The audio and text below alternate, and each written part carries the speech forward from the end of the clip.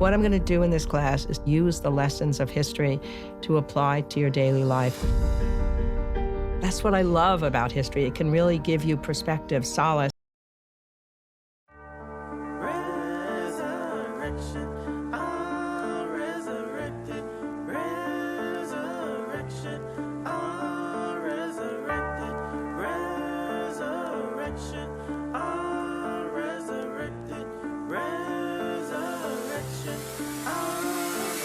Resurrected from the grave, resurrected from a slave, resurrected in his name, resurrected to hold the faith till the earth will cease. Righteous branch, righteous leave, thy kingdom come, thy will be done. But when is the end of the first? And how long will Jacob thirst? And how long will Israel be cursed? And how long will your prophet prophesy while your saints die? They hold themselves guiltless. Now all these heathens on my hit list, they would say never did this. Resurrection, your death gon' be my resurrection, my fate gon' be my resurrection. Yahweh Shai, my resurrection. I'm born again, I'm resurrected.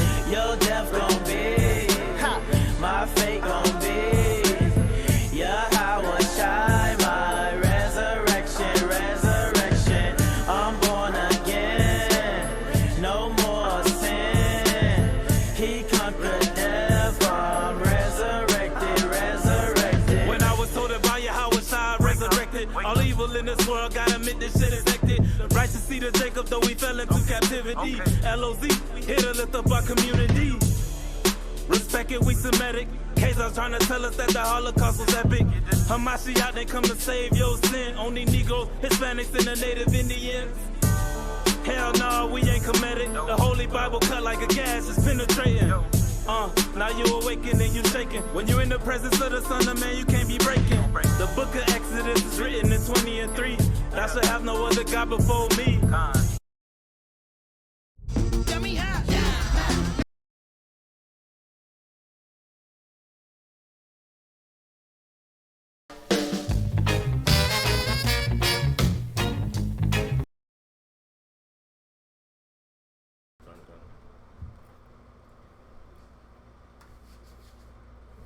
Let me know when we're live. Live? Gun. Amadium Wapanya Darashalam. Stand and face Jerusalem.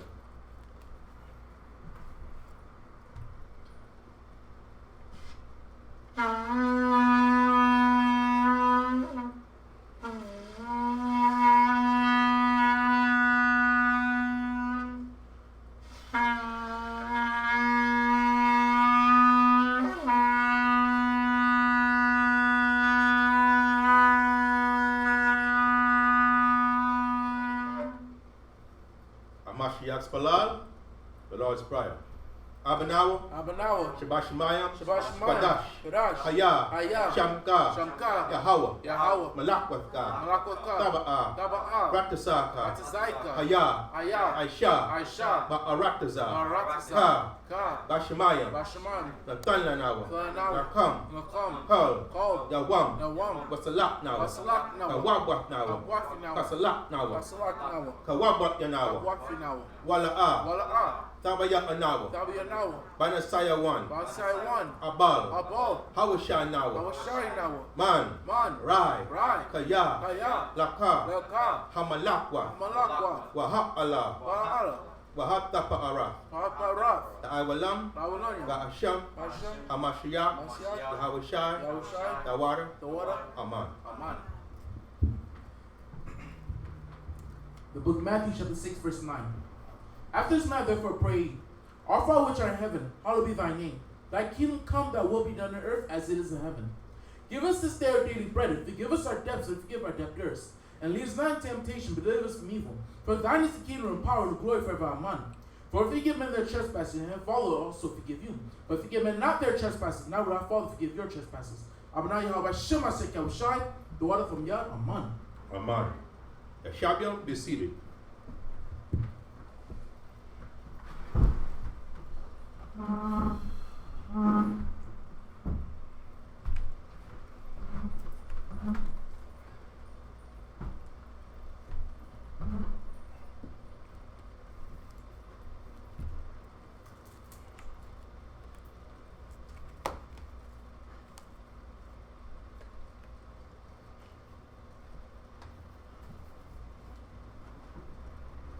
Shabbat Shalom Yasharana.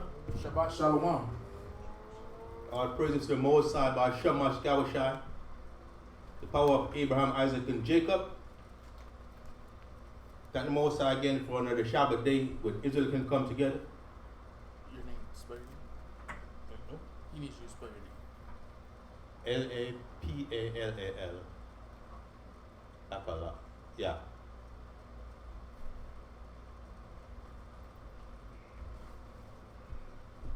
Up there? Yes, sir. Done. All praise to the Most High by Shemash Gawashai, power of Abraham, Isaac, and Jacob. Thank the Most High for another holy convocation, another Shabbat day when Israel can come together. As per the covenant, they made with our forefathers, Abraham, Isaac, and Jacob. We are the Light of Zion, located down there in Fort Lauderdale, 2937 West Broward Boulevard. I am Elder Bishop Lapalal. Captain Yakazak Wala Hamantazak. Khan. As you may know, we just recently had our, just last Monday, had our Passover. All praises. The first day of the Feast of Unleavened Bread, and we are right now in the middle of the 7-day feast, 7-day feast of Unleavened Bread, where we have commandment of the Most High by Shemash Gawashai we on. We eat leaven. There should be no we eat unleavened bread. There should be no leaven that we consume during that 7-day period. Okay, now the Most High willing, Sunday at sundown, we'll have the closing of that a piece of unleavened bread. Okay. As we know, as per the covenant that the Most High gave us, He commanded us that throughout our generations and locations, wherever we happen to be, we should keep this feast of unleavened bread. But as we look around, we can see that the majority of people are conforming to the ways of the world and doing things which are contrary to the Most High's laws, statutes, and commandments, and having all kind of ceremonial activities which are not found in the scriptures. And our people, unfortunately, are caught up in those festivities, thinking that they pertain to the Most High, thinking that they pertain to the Mashiach Yahushua, not knowing that they really have their origin in pagan customs. And we're going to go over some of those festivities that our people are caught up into, because they're being indoctrinated, they're being seduced by the heathens, the other nations. First, let's get Colossians 3 verse 17. The book of Colossians chapter 3 verse 17. And whatsoever you do in word or deed, do all in the name of the other one by Shema Yahushai, giving thanks to the power in the Father by Him. Right. Whatever you do in word or deed, whether it's your words coming out of your mouth or your actions that you take, make sure they're consistent. The Most High's laws, statutes, and commandments, and they are the teaching of the Mashiach Yahushua. Right. Give me Proverbs 12:26. Start with that. Because the Most High gave us laws, statutes, and commandments to follow from day one. But for some reason, our people have strayed away from that and instead choose to follow the ways of the other nations, the doctrines, philosophies, teachings, religions of the heathens. Proverbs 12:26. The book of Proverbs chapter 12 verse 26. The righteous is more excellent than his neighbor. The righteous is more excellent than his neighbor. Who's the righteous? The Most High's people. We're supposed to be the righteous. The nation of Israel. Why be righteous? Because the Most High gave us the laws, statutes, and commandments to keep. That's going to be a righteousness. That should be a righteousness. Along with the Mashiach Yahushua. Read on.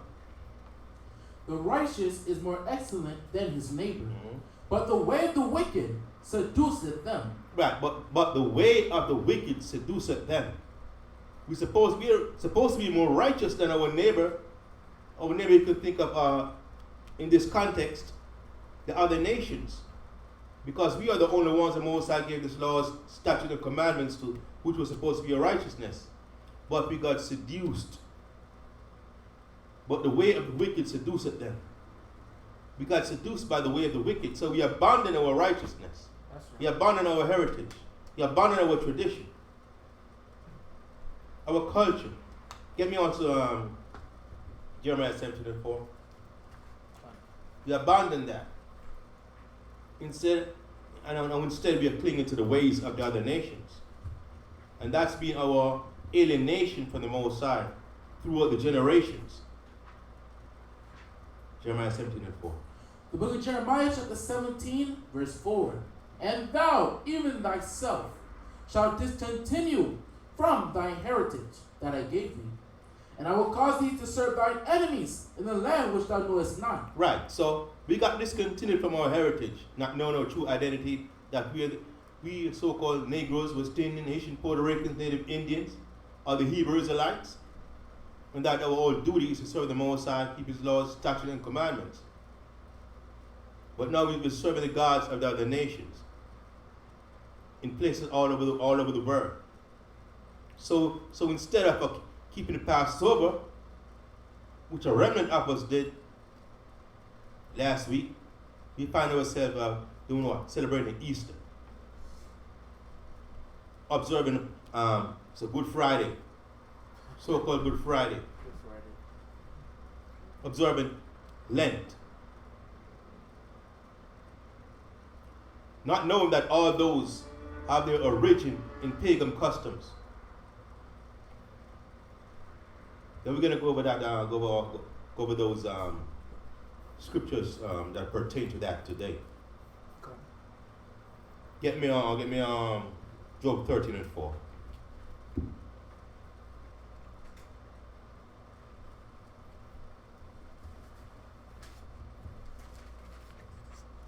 The book of Job chapter 13 verse 4. But ye are forgers of lies. Ye are all physicians of no value. That's what the so-called white men and the other nations are.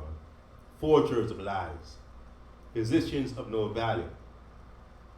Because they portray these activities or ceremonies, Easter, Good Friday, Lent, as if they are scriptural, as if they pertain to the Most High, as if they pertain to the Mashiach Yahushua. And they have enticed and seduced the old world in believing that. But through the diligent research and the Most High revealing the truth to us, we have found out that those and more have their origin in ancient Babylonian customs, paganism. Get me also Jeremiah 10 verse 2.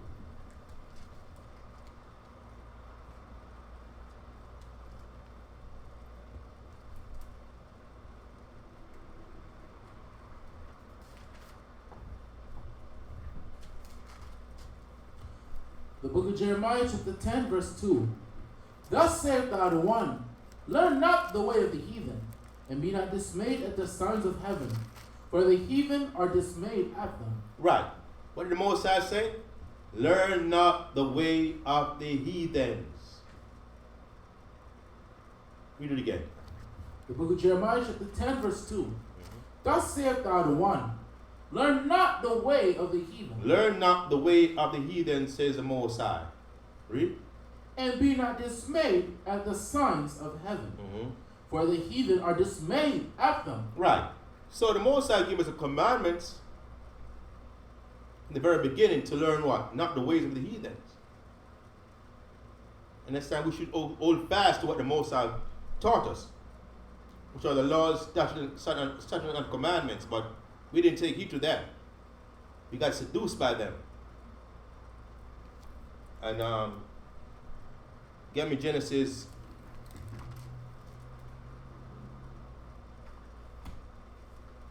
chapter 10.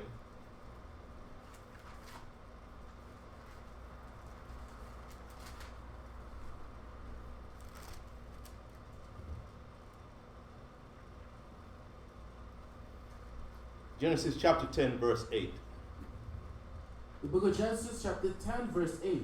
As a matter of fact,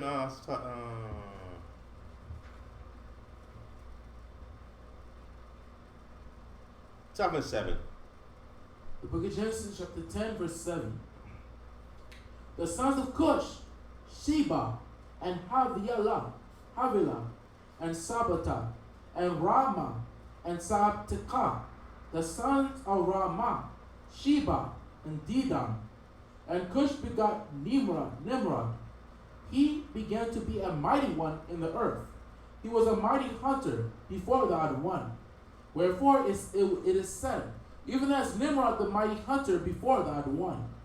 And the beginning of his kingdom was Babel, and Erech, and Akkad, and Calneh, and the land of Shinar. Right.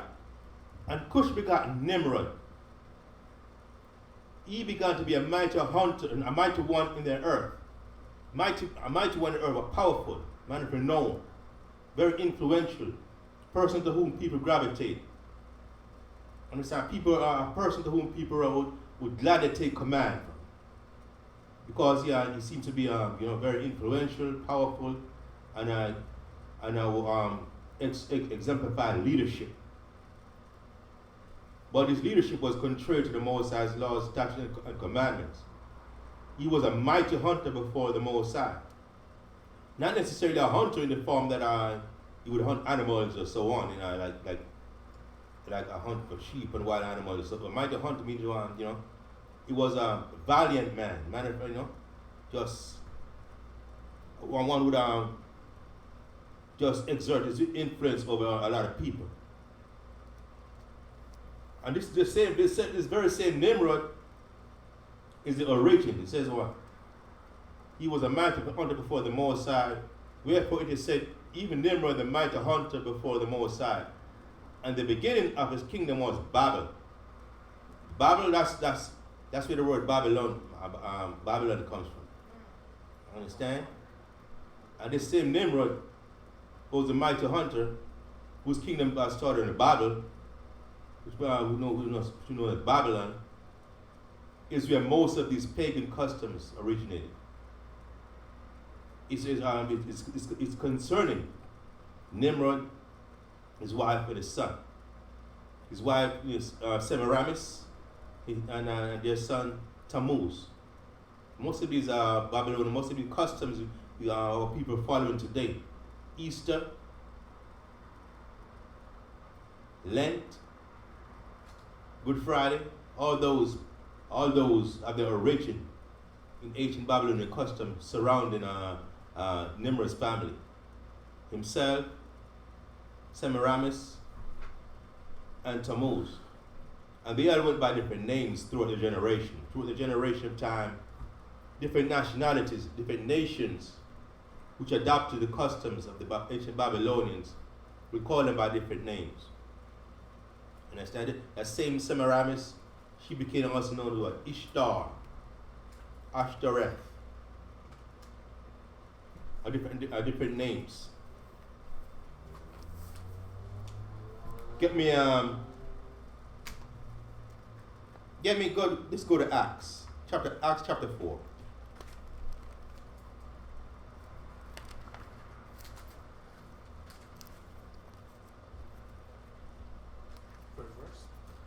Acts chapter 4. Chapter 12, verse 4.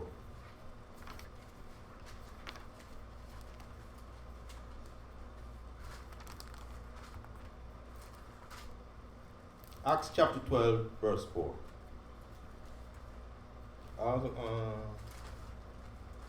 Start from verse 1. The book of Acts, chapter 12, verse 1. Mm-hmm. Now about that time, Herod the king stretched forth his hands to vex certain of the church. Right, so this is the time of after the crucifixion and resurrection of the Mashiach Yahushua. Okay, the time of Herod, when the Romans were occupying our homeland, Jerusalem, Judea, land of Israel. Read. Now about that time Herod the king stretched forth his hands to vex certain of the church, And he killed James, the brother of John, with the sword. Right, and Herod killed James, the brother of John, with the sword. Read. And because he saw it pleased the Jews, he proceeded further to take Peter also. Right, so of course this is a time when the Pharisees, the Sadducees, Essenes, different groups, powerful groups, were which of a people, understand, where they were in opposition to the Mashiach Yahushai and his disciples. So all the apostles and disciples of the Mashiach Yahushai, when they were being persecuted by Herod and the government. So when they saw that Herod killed James, the brother of John, it pleased them. And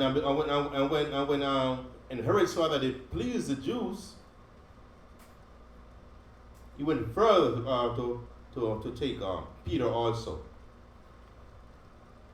Right? And because he saw it pleased the Jews, he proceeded further to take Peter also. Then were the days of unleavened bread. Then were the days of unleavened bread. So that was the same period of time back then as we are in right now. The days of unleavened bread. We all know the days of unleavened bread start at what? Passover. Okay? And consists of and lasts 7 days in which we eat only unleavened bread. Okay, read.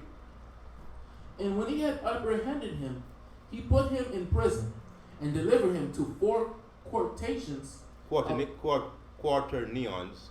Quaternions. So he apprehended Peter and put him in prison and delivered him to 4 quaternions, like of soldiers to keep him. Read. And delivered him to 4 quaternions of soldiers to keep him attending after Easter, to bring him forth to the people. Right? Intending after Easter to bring him forth to the people. So you can see right there that unleavened bread and Easter are used interchangeably. Understand? So in verse 3, where it says, then were the days of unleavened bread, we know what that's talking about. We know what unleavened bread is. We know that's the Passover, which we're in right now. But in verse 4, it says, intending after Easter to bring him forth to the people. So you could say, In the blue letter, when it refers to Easter, it's referring to Passover. yeah.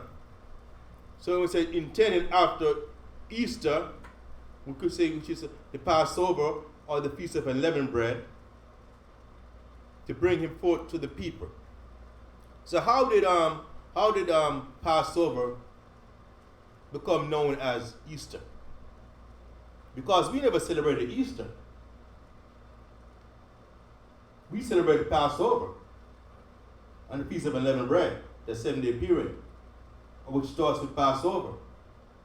But in the same scripture, we see which was written, which was translated years after, we see they interjected the word Passover, interjected the word Easter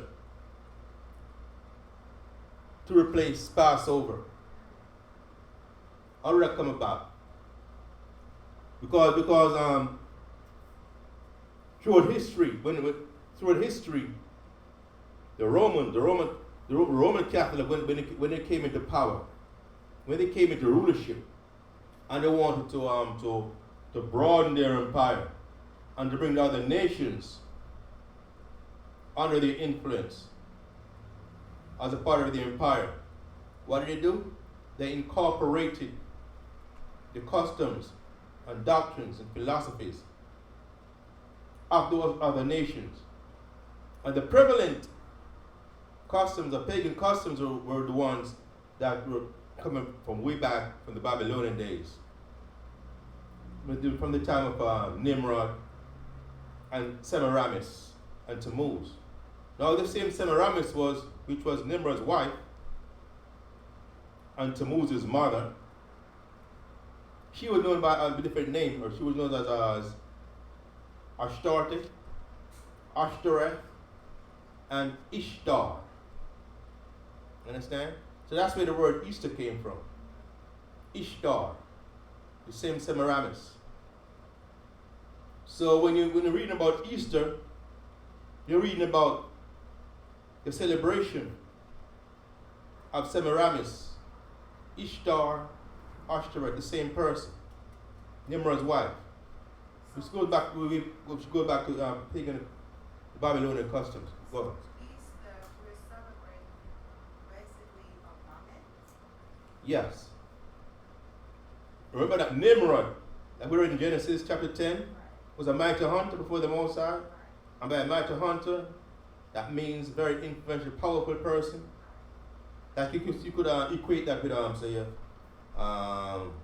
because that's when remember the Tower of Babel and all nations was gathered together speaking one language. He was a leader of that. Understand? And the Most High side, it was too powerful. Go back to Genesis, get chapter 11 this time. So all this time that when we were in the world, we were worshiping a woman every Easter holiday.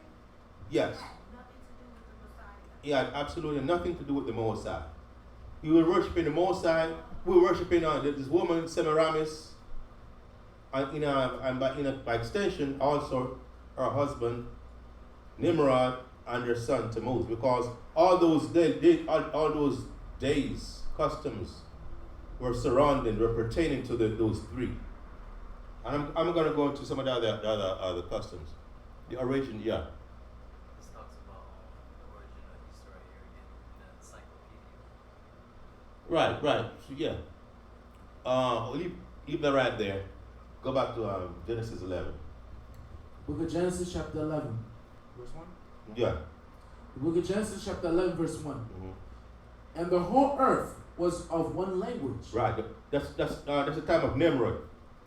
The old earth was of one language, and the leader of all nations of the earth at that time was this Nimrod. Read.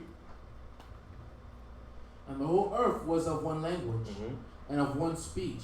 Mm-hmm. And it came to pass, as they journeyed from the east, that they found a plain in the land of Shinar, and they dwelt there. And they said to one to another, Go to, let us make brick, and burn them thoroughly. And they had brick for stone, and slime had they for mortar. And they said, Go to, let us build us a city and a tower, whose top may reach unto heaven, and let us make us a name, lest we be scattered abroad upon the face of the whole earth. Right. So that's what the intention was to contend with the Most High. Read on. Verse 5. And the other one came down to see the city and the tower, which the children of men builded. And the other one said, Jump to verse 6. Let's speed it up a little. verse 6. And the other one said, Behold, the people is one, and they have all one language. And this they begin to do, and now nothing will be restrained from them, which they have imagined to do. Go to, let us go down, and there confound their language, that they may not understand one another's speech. So the other one scattered them. The other one scattered them abroad from hence upon the face of all the earth, and they left off to build the city. Right. So all nations of the earth spoke one language at the time under the rulership of Nimrod, and the Most High saw that they were totally contrary to what he wanted.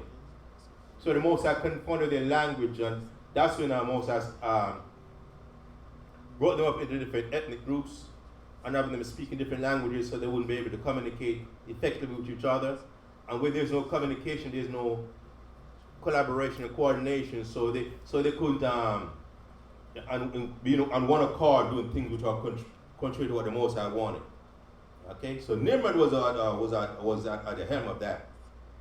Understand? So go back to where we Acts.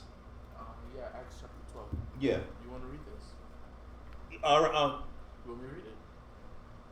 I'll get to it. See, yeah, this is the same Semiramis. Yeah, it gets to the bottom when it talks. The same Semiramis. Yeah, whose name became known also who's it? The Encyclopedia Britannica. It's in the bottom of it. You see it right there? Right here. Wow. Highlighted. Yeah, when it says, while for the Babylonians, the egg represents the hatching, of the Venus Ishtar, The ancient, who fell from heaven to yeah, the Euphrates. Encyclopedia Britannica clearly explained the pagan traditions associated with the eggs. The egg as a symbol of fertility and of renewed life goes back to the ancient Egyptians and Persians, who had also the custom of coloring and eating eggs during the spring festivals. In ancient Egypt, an egg symbolized the sun, while the Babylonians, the egg represents the hatching of the Venus Ishtar. See this? It's the same person. Venus Ishtar, who fell from heaven to the Euphrates. So that's the mythology that they came up with, where Ishtar fell from heaven in an egg which hatched. The same Ramesses fell from heaven in an egg that was hatched, and out fell Ishtar. Okay, and that egg represents what? Fertility. So that's also the worshiping of bunny and eggs and all that is just it's associated with Ishtar, the goddess of fertility. Okay, so that there's no mention of any eggs and bunnies in the scriptures pertaining to the Mashiach Yahushua. So any objective minded person can gotta be wondering, where did that come from? That's where he came from.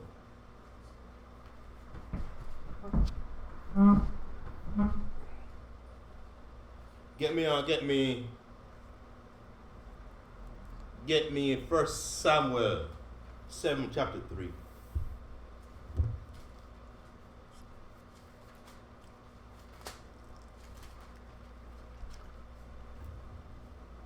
The book of 1 Samuel chapter 7 verse 3. Mm-hmm.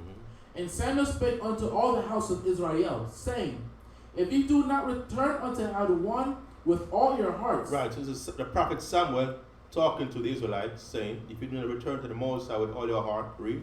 Then put away the strange gods and Ashtaroth. Then put away the strange gods and Ashtaroth. Read again. Then put away the strange gods and Ashtaroth from among you, and prepare your hearts unto the Adonai. Right. Then put away the strange gods and Ashtaroth from among you. So this Ashtaroth is the same Ramesses, the same Ishtar. So our people, even though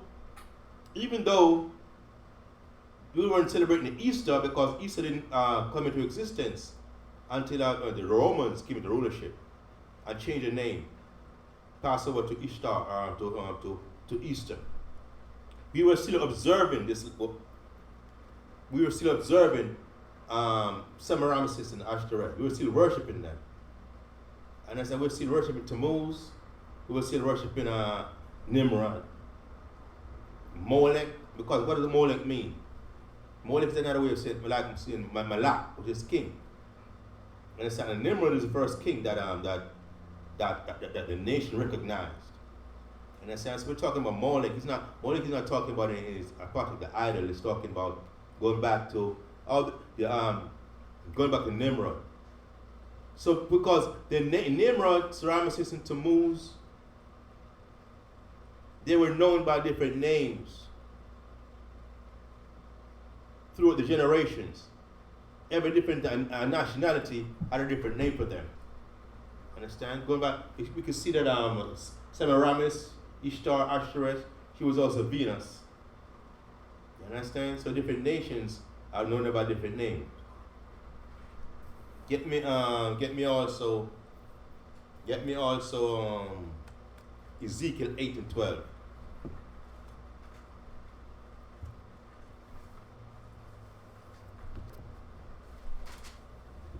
The book of Ezekiel chapter 8 verse 12.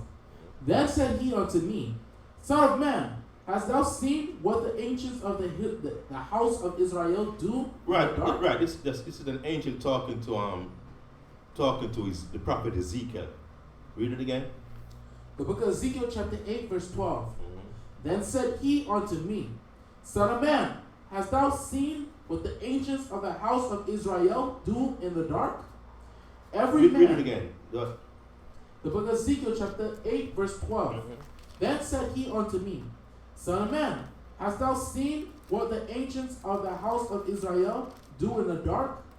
Every man in the chambers of his imagery?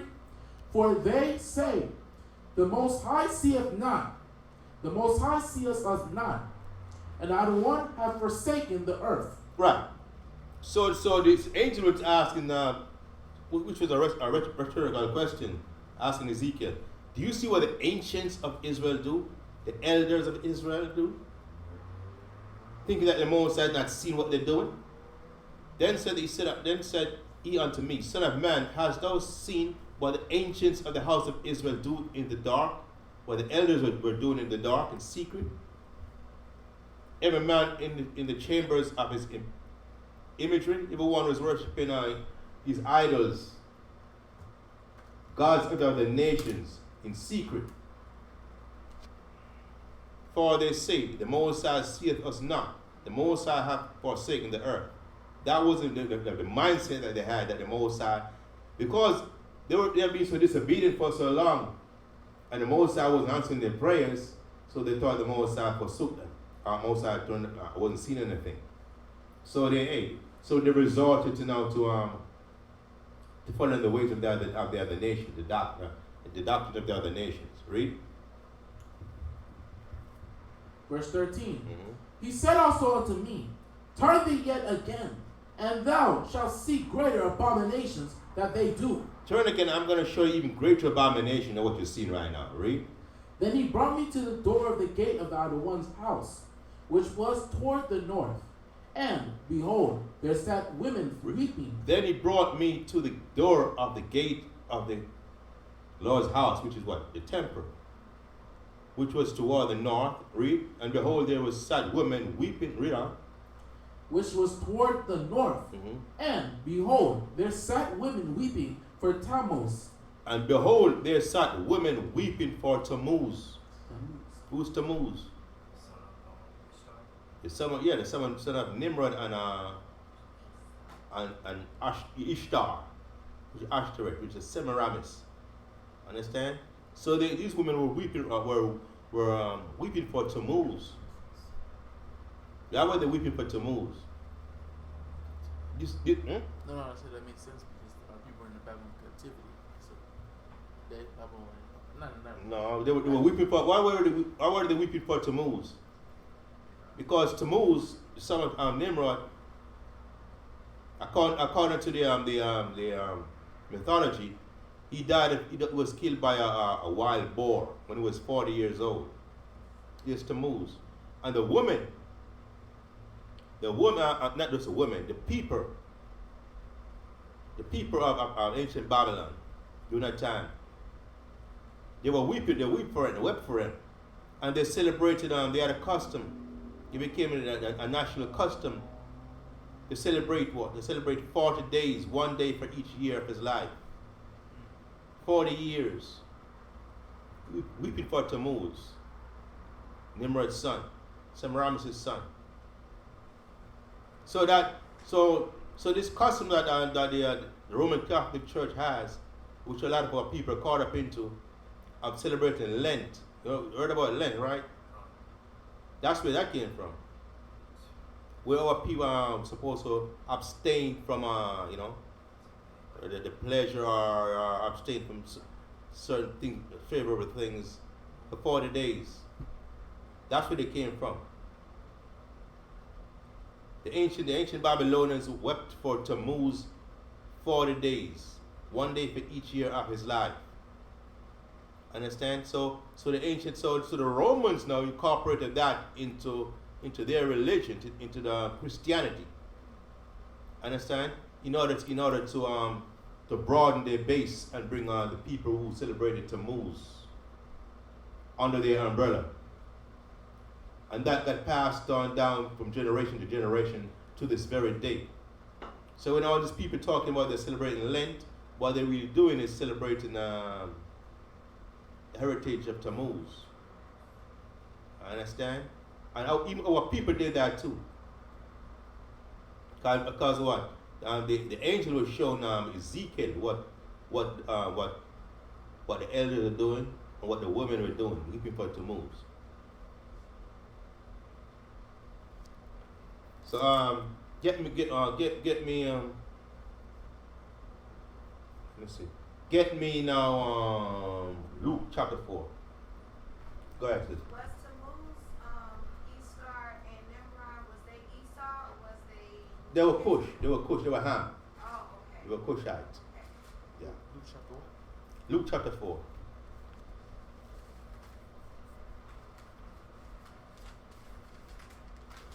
Verse 1. Yeah. Because also they tried to associate this Lent with Mashiach Yahushai in that you know when the Mashiach Yahushai was I'll read here, you'll see. The book of Luke chapter 4 verse 1. And Yahushua being full of the Holy Spirit returned from Jordan and was led by the Spirit into the wilderness, being 40 days tempted of the devil, and in those days he did eat nothing. Right, so the Mashiach Yahushai was being tempted by Satan 40 days after fasting 40 days. Read. And when they were ended, he afterward hungered, and the devil said unto him, Read it again from the top. Let me get it right. And Yahushua being full of the Holy Spirit returned from Jordan and was led by the Spirit into the wilderness, being 40 days tempted of the devil, and in those days he did eat nothing. Right, so he was being tempted by the devil for 40 days. Read. And when they were ended, he afterward hungered, and the devil said unto him, If thou be the Son of God, command these stones that it be made bread. And Yahushua said unto him, saying, It is written that man shall not live by bread alone, but by every word of the Most High. Right, so I went there to show because a lot of Christians make reference to this too, as to why they celebrate Lent, or the Mashiach Yahushai was tempted of the devil for 40 days and 40 nights. So they're saying they're doing this in commemoration. In commemoration of Yahushai's temptation that they went through by the devil for 40 days. But we know through history, especially the scriptures and the history, that this Lent went back to Tammuz, where the ancient Babylonians celebrated 40 days, 1 day for each year of his 40 lives. Understand that? And the Roman Catholic incorporated that into their religion to this day. That's where that came from. Understand? Get me also give me second Kings 17. 2 Kings 17. Yeah. 24.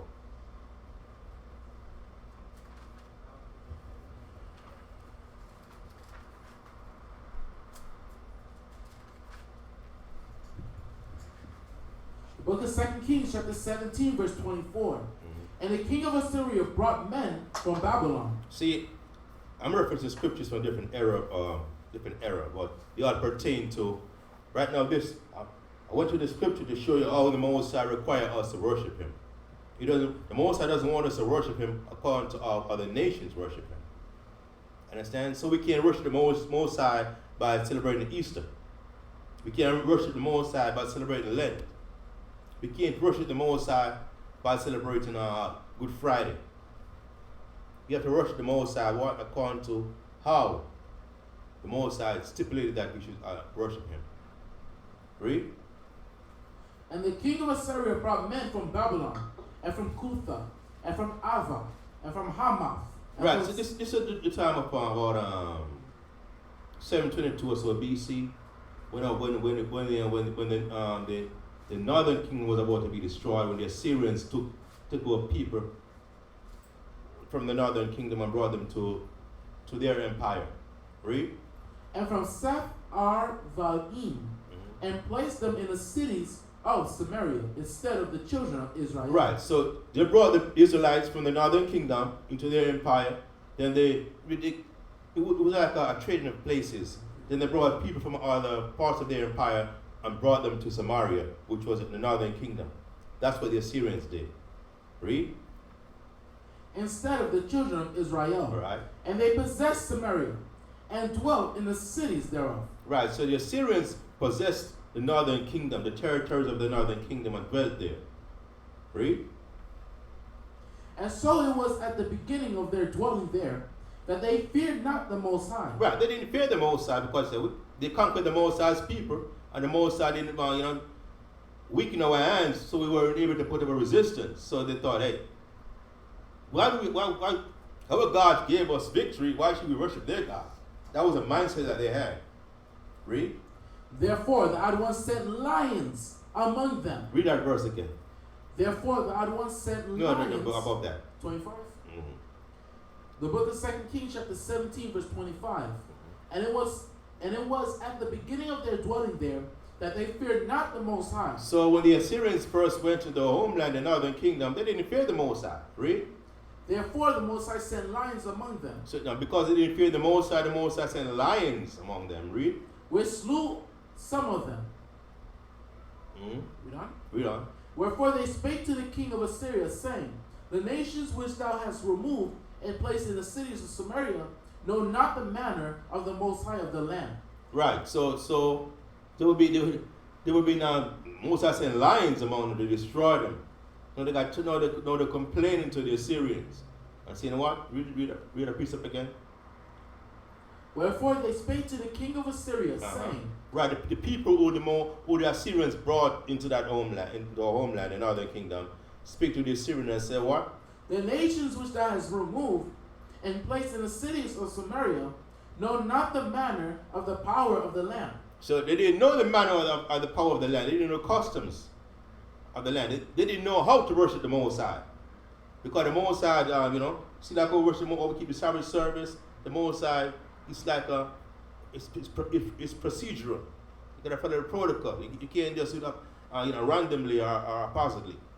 You have to do it step-by-step procedures. Just so the Most High told the priests how to conduct certain ceremonies. That those heathen nations that were there didn't know to do that.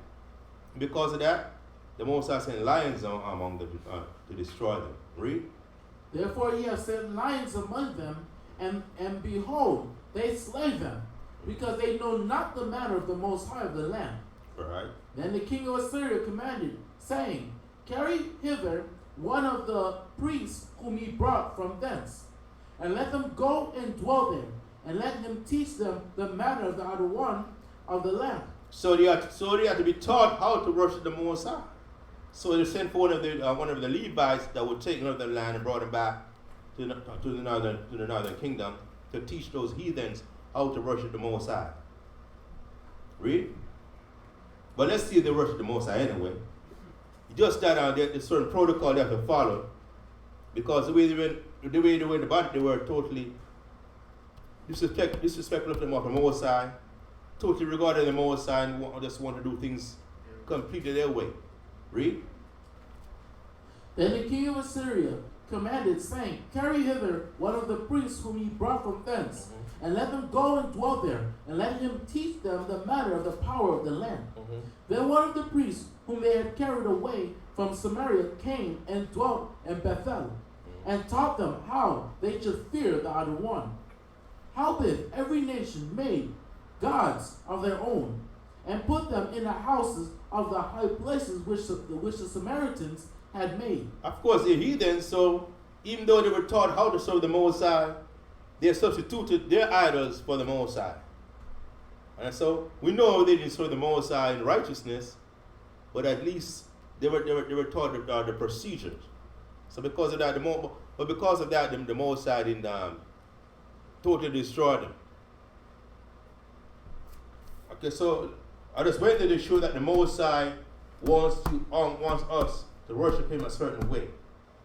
So we can worship the Most High according to how the heathens worship. So the Most High said, learn not the way of the heathens. Understand? And we got in Samuel, 1 Samuel says, we got to put away Ashtaroth, which is Semiramis, Venus, and Ishtar, the same Ishtar where the name Easter came from. And I said, I worship the Most High in laws, according to the Most High's laws and statutes and commandments. Go ahead. Okay, so if Ishtar, say it again. Go ahead. Ishtar, If Ishtar is the representative of Easter, then what is the Masonic Eastern Star? What is that? the Masonic Eastern Star. You know they say the women are Eastern Stars. What is that? That doesn't compare to E-Star here in Nimrod's way? The women are Eastern stars. Yeah,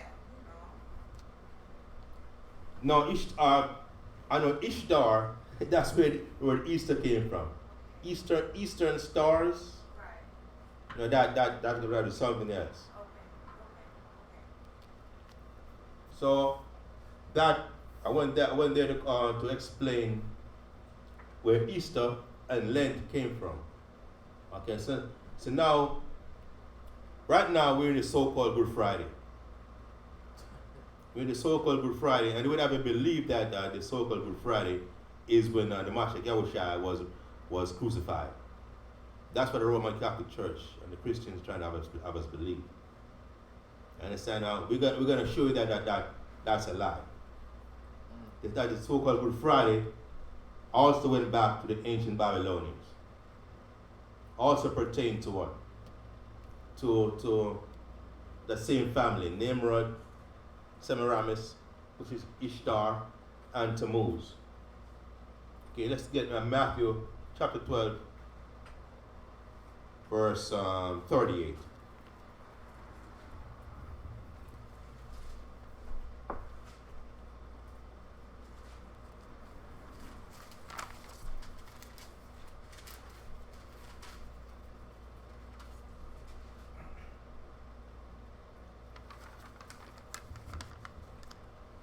The book of Matthew, chapter 12, verse 38.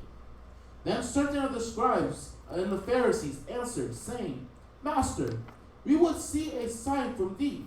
That's our people, man. Scribes and Pharisees. Israel looking for a sign, contending with the Mashiach Yahushua. Go to attacking the Mashiach Yahushua, harassing the Mashiach Yahushua. They want to see a sign from him for them to know that he's the Messiah. Prove who you are. Read on. The book of Matthew, chapter 12, verse 38. Then certain of the scribes and the Pharisees answered, saying, Master, we would see a sign from thee. But he answered and said unto them, An evil and adulterous generation seeketh after a sign. Right. Where's their faith? Where's their heritage? Where's their history? Where's the knowledge of the prophecies? It is written of me all over this book. How do you not know that I am the Messiah? An evil and adulterous generation seeketh after a sign. Read. And there shall no sign be given to it. Now, no sign is going to be given to this evil and adulterous generation. Read. But the sign of the prophet Jonas. But the sign of the prophet Jonas. That's the only sign that Israel is going to see. To know that the Mashiach Yahushua was indeed the Messiah. That Yahushua was the Mashiach Yahushua. Mashiach. Read. For as Jonas was 3 days and 3 nights in the whale's belly, so shall the Son of Man be 3 days and 3 nights in the heart of the earth. Right. So, and that sign as pertained to Jonah was that Jonah was 3 days and 3 nights in the whale's belly. Okay. That's a sign that Israel is going to see to know that Mashiach Yahushua was indeed the Messiah. Okay, so that 3 days and 3 nights in the whale's belly. That's a sign that. Now get me Matthew 28. As a matter of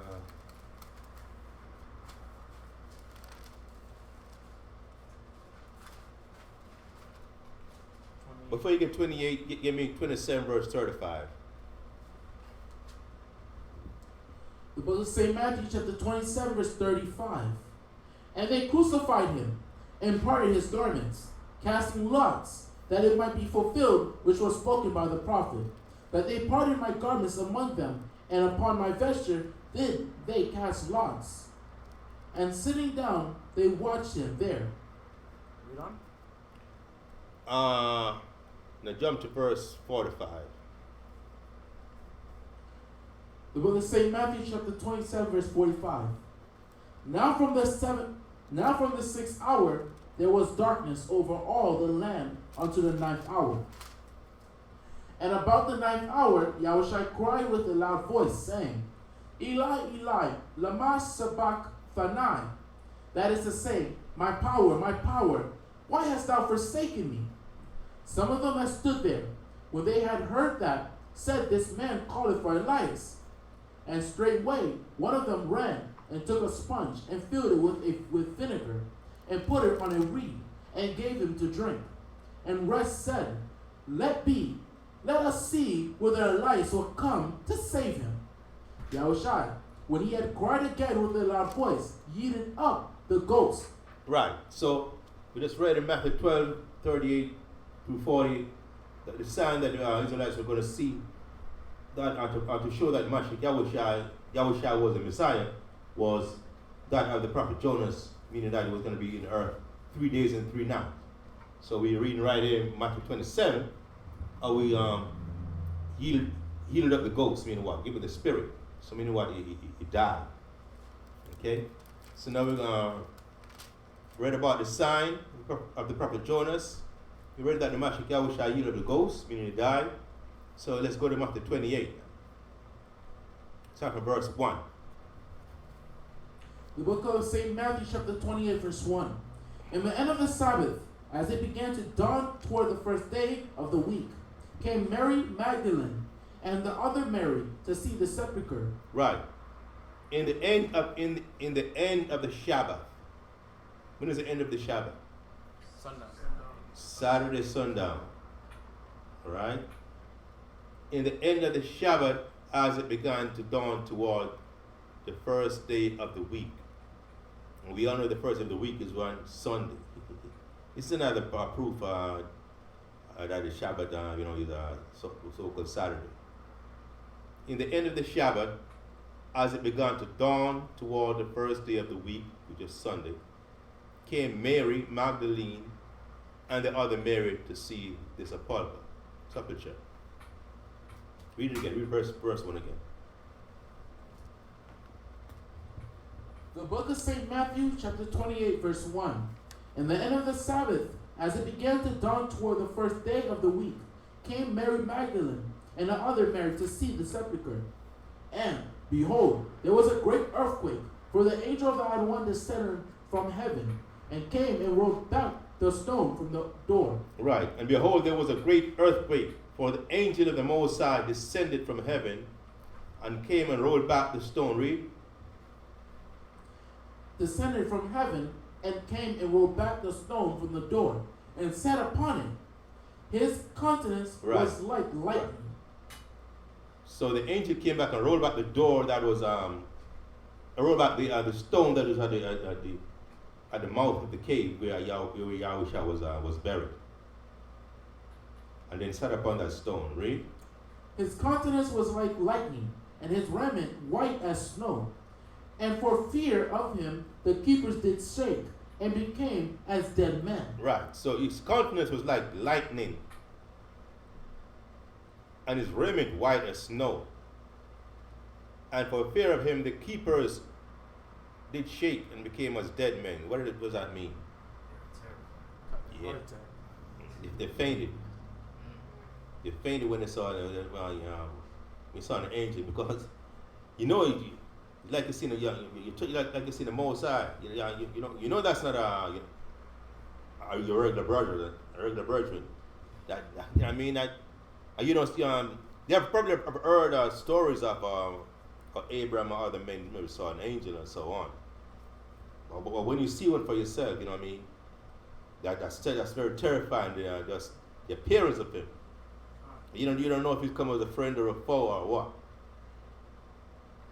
And for fear of him, the keepers did shake and became as dead men. Read. And the angel answered and said unto the women, Fear not ye, for I know that ye seek Yahushua, which was crucified. Right. And the angel answered Mary and the other Mary, Mary Magdalene and the other Mary, fear not, because I know you're here to seek Yahushua. Read. Which was crucified. Mhm. He is not here, for he is risen. As he said, come, see the place where the other one lay. Right. He is not here, for he is risen, as he said. What did he say? What do you mean by as he said? He is risen as he said. Meaning what? He said it was going to be in the earth 3 days. And that 3 days passed. Right? So he's risen. So he's not here anymore. He's not here. You're a little bit late. See the place where the Lord lay. Read 6 again. He is not here, for he is risen, as he said. Come, see the place where the other one lay, and go quickly and tell his disciples that he is risen from the dead. And behold, he goeth before you into Galilee. Therefore shall ye see him. Lo, I have told you. Right. So the angels brought them to where Yahushua was buried, the spot where he was buried, for them to see for themselves that he has in fact risen, just like he said, because like he told the Jews, the sign he was going to show them, the only sign that was going to be given was that he was going to be in the earth for 3 days and 3 nights. Okay, so and we just read in verse 1 that what? That this point in time right here, when Mary Magdalene and the other Mary went to see Yahushua, was the end of the Shabbat. All right, the end of the Shabbat towards the first of the week. So if you count 3 days back, he was buried. He was crucified 3 days prior. All right. So you count 3 days back. So from Saturday sundown, going back to Friday sundown. Alright? From Friday sundown to Thursday sundown. That's 2. From Thursday sundown to Wednesday sundown. That's 3 days right there. So when was he crucified? Wednesday sundown. Wednesday to Thursday sundown, Friday sundown, Saturday sundown. The 3 days. So where do the Christian church, particularly the Roman Catholic Church, got this idea that he was crucified on Good Friday? That's not 3 right there. Right. From Friday sundown to Saturday sundown, that's on a 1 day. Right. So you can see right there that Good Friday, which we're in today, the so-called Good Friday, has nothing to do with the Mashiach Yahushua. Yeah, has nothing to do with the Mashiach Yahushua. It's not in the scripture. So where did Good Friday come from? This Good Friday was this time of the year, according to ancient Babylonian custom. According to ancient Babylonian custom, in so-called springtime, understand, was when they would pay homage or celebrate what they call the Holy Week, pertaining to Nimrod and Semiramis and Tammuz. Understand? So and they would have different activities. The various days of the week they would have different activities. Understand? That they're partaking, in commemoration or celebration of Nimrod and Ishtar, which is Semiramis, and Tammuz.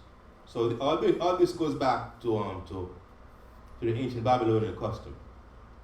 Understand? It had nothing to do with the Mashiach Yahushua, because you can see by the simple mathematics. Yahushua being in the earth 3 days and 3 nights and was risen a Sunday on Saturday, he could not have been crucified in Friday sundown. He could not in Friday sundown.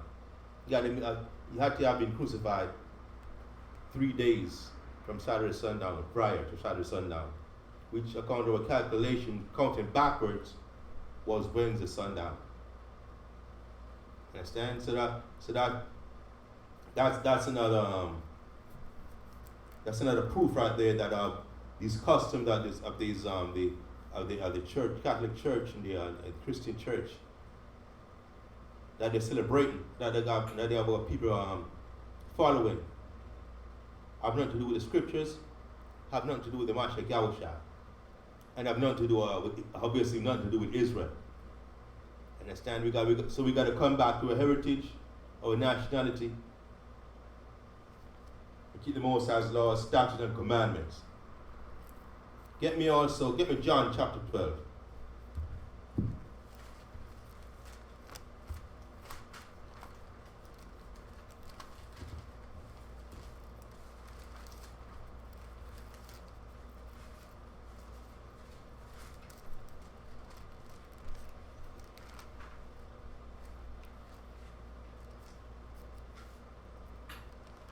John 12, verse 4.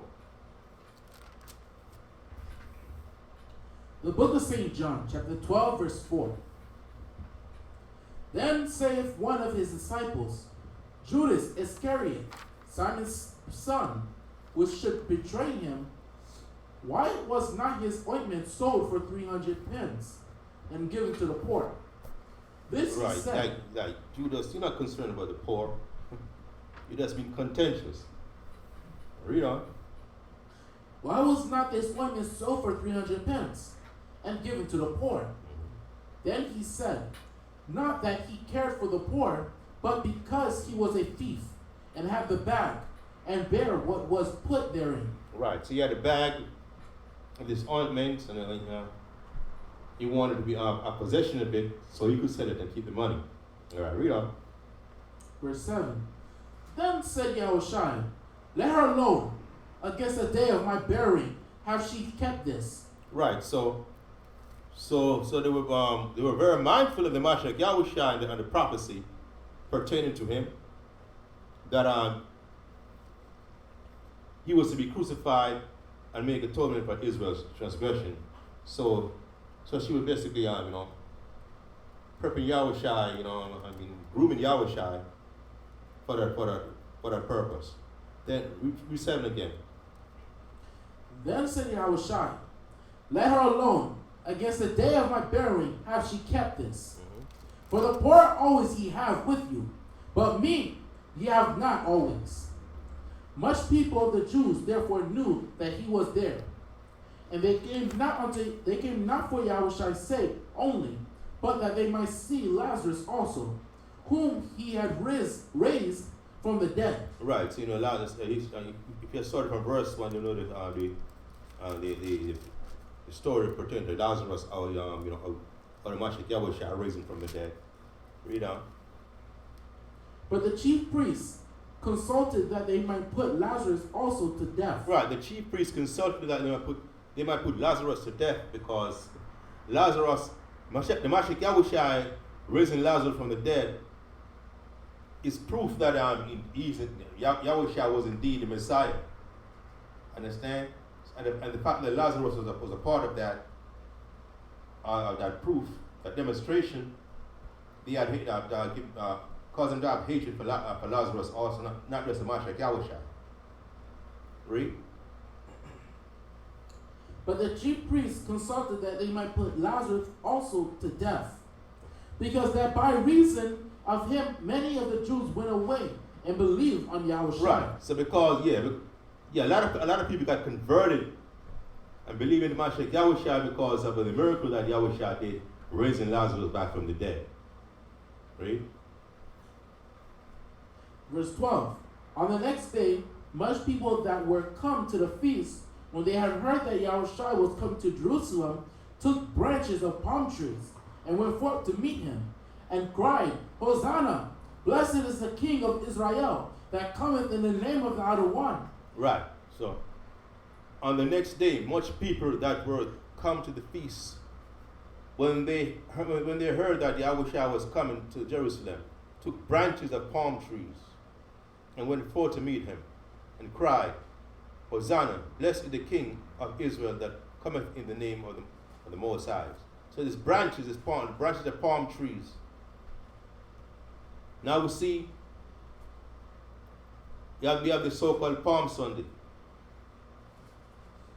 that the church system is in, the Catholic Church in particular.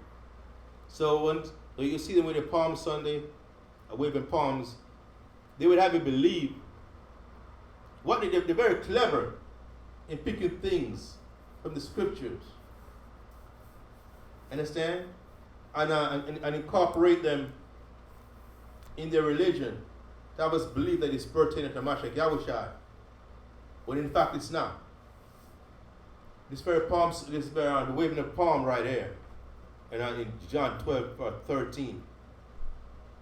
Now the Catholic, when you have this so-called Palm Sunday, have you believe it's talking about this? But the waving of palms, it goes back to Tammuz, ancient Babylonian, because the Ceramicus, his mother, she was regarded as a tree. Remember also they all had the so-called Christmas tree that they had for Nimrod. Where they got the tree from the forest. They decked it with silver and gold and all that, and nailed it to the floor. So just this branch of the tree was actually pertaining to Tammuz.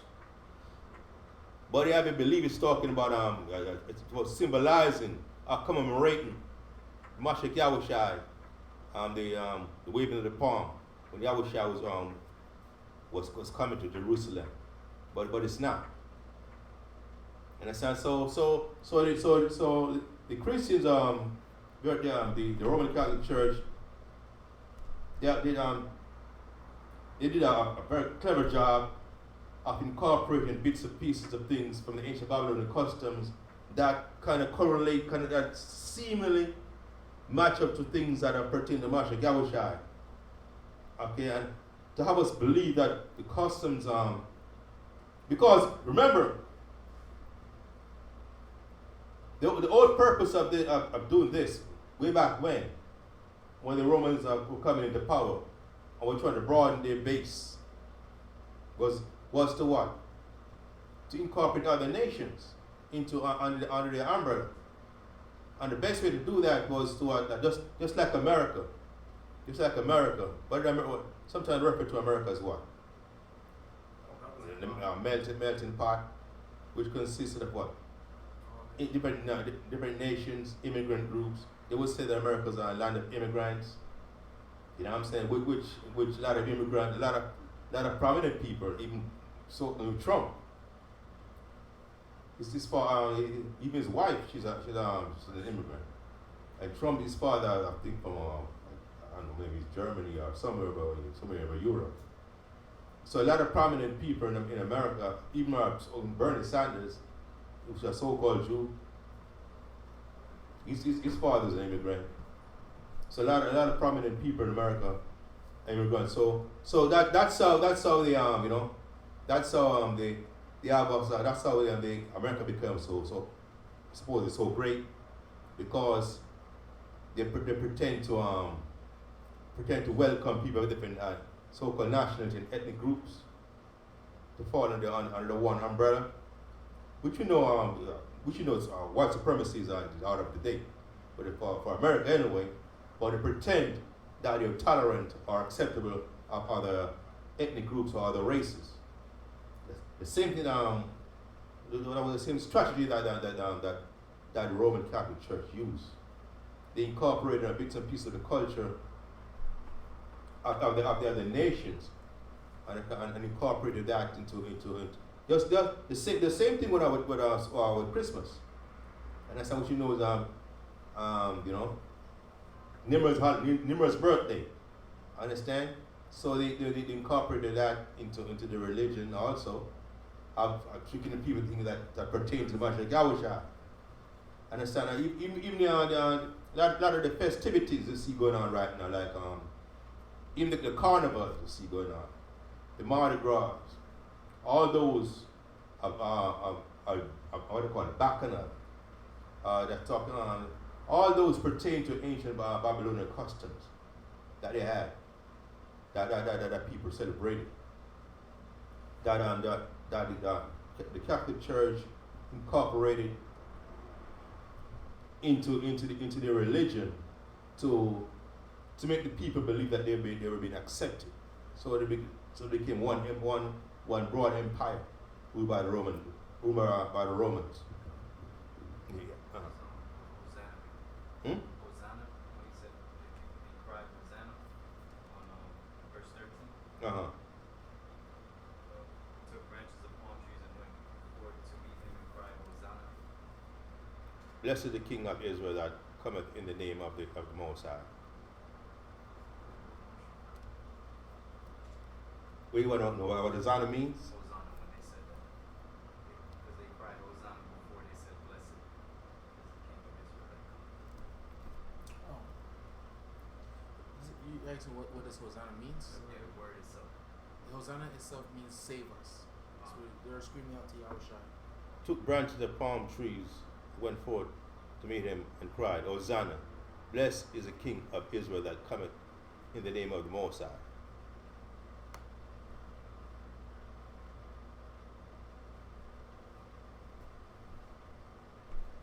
I read 14.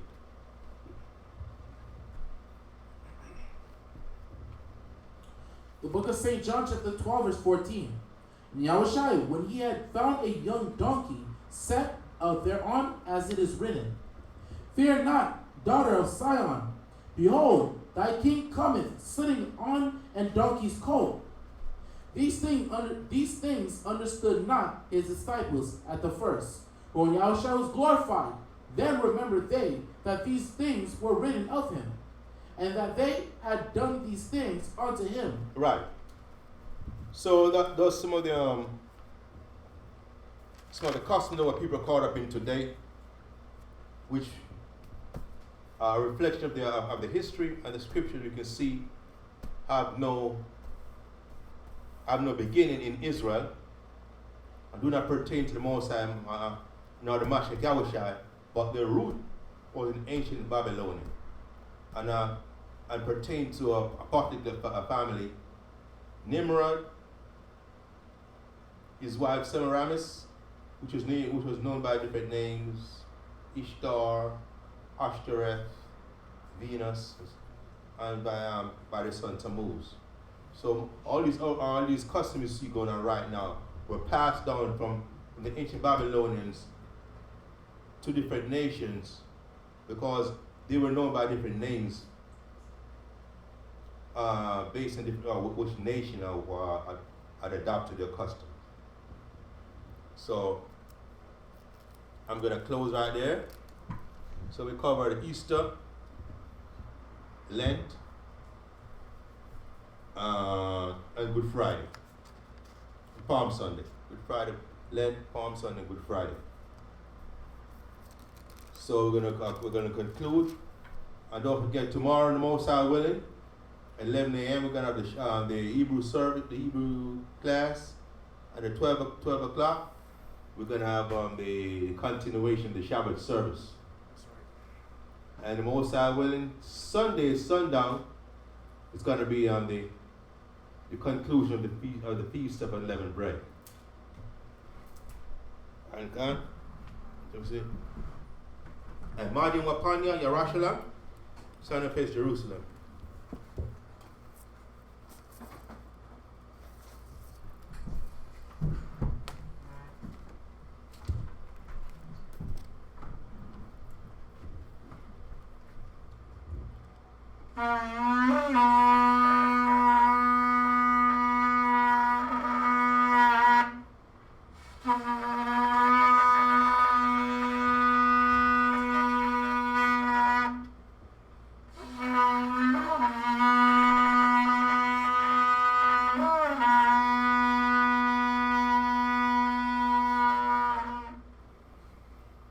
Shayar, Shayar, Hama Ailwa, Ailwa, Nadawad, Nadawad, Hana, Hana, Ma, Ma, Tawab, Tawab, Wama, Wama, Naayam, Naayam, Shabbat, Shabbat, Akyam, Akyam, Gam, Gam, Yakad, Yakad, Kashaman, Kashaman, Atawab, Atawab, Ail, Ail, Haraash, Haraash, Yarad, Yarad, Ail, Ail, Azakwan, Azakwan, Zakwan, Zakwan, Haran, Haran, Shayarad, Shayarad, Ail, Ail, Paya, Paya, Madawat Yawa, Madawat, Katal, Katal, Karamwan, Karamwan, Shayarad, Shayarad, Ail, Ail, Araria, Araria, Kazayawan, Kazayawan, Kaya, Kaya, Sham, Sham, Kazawa, Kazawa, Yahawa, Yahawa, Ath, Abaraka, Abaraka, Kayawam, Kayawam, Aid, Aid, Iwalam, Iwalam, Ba'asham, Ba'asham, Hamashiach, Hamashiach, Hawashai, Yahushai, Hawara, Hawara, Aman. Amen. The book of Psalms 133. Behold, how good and how pleasant it is for brethren to dwell together in unity. It is like the precious ointment upon the head that ran down upon the beard, even Aaron's beard, that went down to the skirts of his garments, as the dew of Harmon, and as the dew that descended upon the mountains of Zion. For there the Most High commanded a blessing, even life forevermore. Abinah Yahweh Shema Shek Yahushai,